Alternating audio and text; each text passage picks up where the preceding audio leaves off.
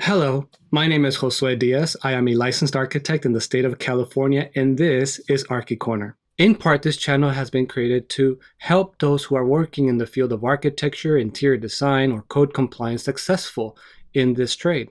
That's why in today's video, we're going to be talking about meetings. If you're managing a firm, perhaps this will help you out. See how you can train others who are just starting out. And if you are starting out, hopefully this video will give you some insight as to what will help you get invited to those meetings and also being productive at those meetings. So if you want to know more, don't go anywhere. You're about to find out.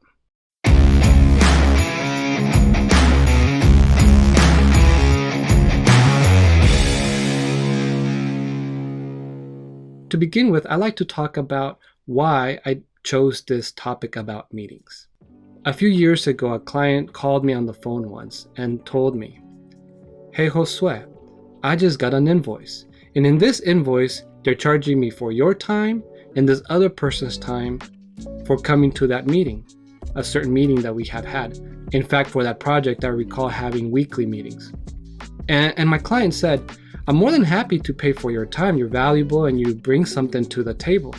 But I don't see why I should be the one paying for having this other person come to the meeting. If you want to train them, that's fine. Pay them. It'll be on your dollar. I'm not going to pay for their training. But if you want me to pay for their time being here, then they better be bringing something to the table, because I'm not going to pay for somebody to just sit at that table and listen and take notes. You could probably do that." Now, I talked to that client and I reasoned with them, but it did bring this to mind. And that is that when people go to meetings, they're expected to be there for a reason. You don't want to have 20 people around the table if most of them are going to be just listening. And sometimes it is needed, but most of the time you want those people to be there for a reason. In this example that I just mentioned to you, my client, his reasoning was that why should they pay? Why should they pay for me training certain employees of the firm? They understood that training was vital for them, but why should they pay for it? That's something that we do as a firm. If we hire people that are new, then we need to train them. And if we don't want to train them, then we should hire people that are more experienced. So you can see the dilemma there. It made me think to myself, before I take somebody to the meeting, I need to maybe prep them or talk to them about certain specific issue that's happening with the project so that they can talk about it. From that point forward, one of the things I tried to do before I went to a meeting, I would sit down with the person that's helping me and that I'm planning on taking to that meeting and just having a really quick go through of the project. And I would tell them, you know what?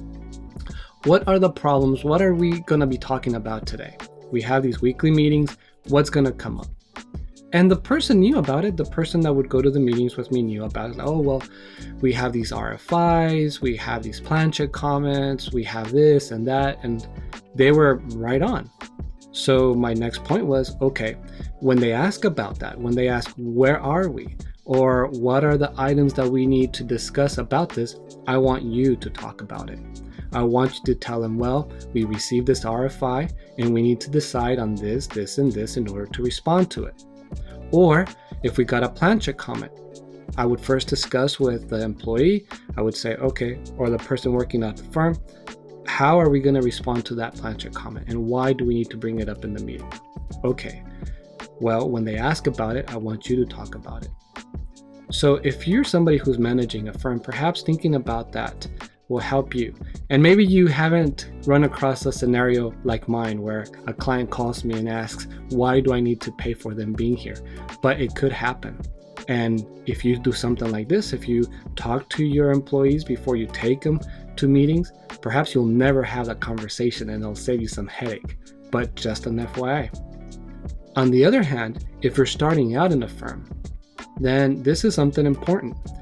What can you do so that the client views you as someone who's important, who's there at the meeting for a reason?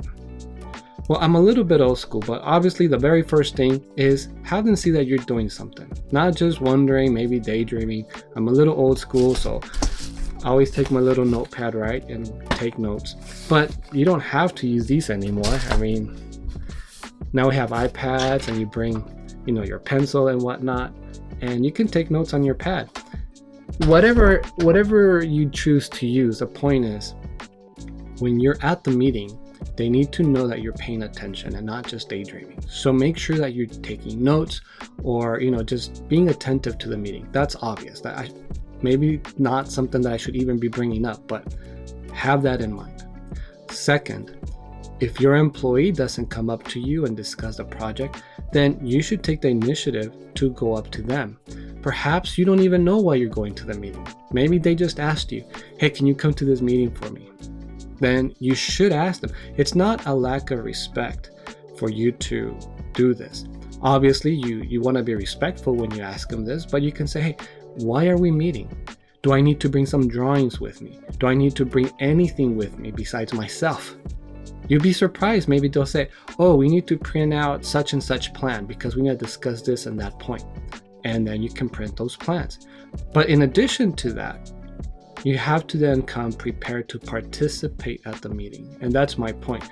Once you're at the meeting, the client does not see all the work you did to get there. They don't see all the plans you printed. They don't see all the things that you've done for that project. All they see is you there. So maybe they just see that you're taking notes. But if you're actively participating when they ask a question, you can then give an answer. Now, if you're going with a superior, most likely you don't want to interrupt, right? Maybe out of respect, you don't want to take words from their mouth. So you could ask your superior or your supervisor, hey, if I go to this meeting, how can I participate? And I can assure you they're going to love you for it. They're going to say, well, not only is this person wanting to be at that meeting, but they want to participate. And they might tell you, okay, well, you can discuss this, you can discuss that. As I mentioned earlier, hopefully your supervisor, the architect or the interior designer in charge, hopefully they're taking charge and telling you what you can do and how you can participate. But if they're not, then you should do that. That is going to do at least two things. One, it's going to make you look good in front of your supervisor, right? And it's also going to make you look good in front of the client. But more importantly, it's going to give you the knowledge and also the experience of how to participate at meetings. At first, it's going to be maybe scary because you think, how am I going to speak in front of people? Sometimes that's something that we have to get over.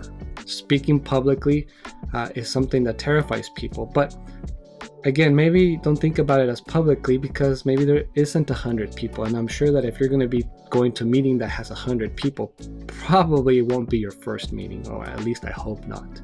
But you get the point.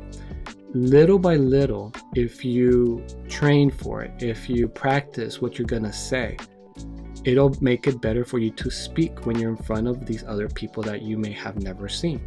But in order for you to practice, you need to talk to someone about that project and ask, how can I participate? In any case, I think I might start going in circles here, but you get the point. If you want to go to meetings, be prepared so that when you go to your first meeting, your supervisor can say or see that you're ready, that you're participating, that you bring something to the table. So that the client starts seeing you as somebody who's knowledgeable on the subjects that you are discussing, and you can become successful in what you are doing and in your trade. And if you're a supervisor, don't forget how scary it may have been for you going to your first meetings. And make sure that you train your employees, those who are helping you, so that you can go to these meetings and be successful. It may seem like something simple and perhaps something that you shouldn't be training people for, but it will be worth it. Not only are you helping the project, but you are training your employee who hopefully becomes a great employee in your firm and helps you out in the future. In any case, I wonder what you guys have confronted. Have you ever had a client, bring something like this up to you? I'd be curious to find out if you can leave it in the comments below. That way we can all benefit from the experiences. I hope you like the subject and all the subjects you see in this channel. If you'd like to support me, I have a Patreon account. The details are in the comment section. I also have a Buy Me Coffee account in case you don't want to commit, but you just want to give me something to help these videos continue. In any case, I love your support. I thank you for watching the videos. And if you want to know what other ways there is to support me, it's simple. Just share these videos with others who you think will benefit from the information. Thank you for watching this video, but for now, this is Arky Corner signing out.